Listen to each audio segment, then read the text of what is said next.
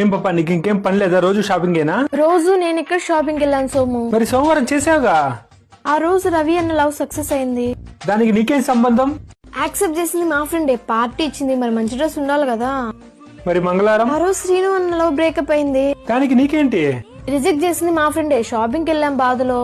మరి బుధవారం? నాని అన్న మ్యారేజ్ మర్చిపోయినావా? మరి గురువారం? గురువారం కేశవ అన్న వైఫ్ పుట్టింటికి వెళ్ళింది కదా. దానికి నీకేం సంబంధము? పుట్టింటికి వచ్చింది మా ఫ్రెండ్ వాళ్ళ ఫ్రెండే, షాపింగ్ వెళ్దామని పిలిచింది. మరి శుక్రవారం?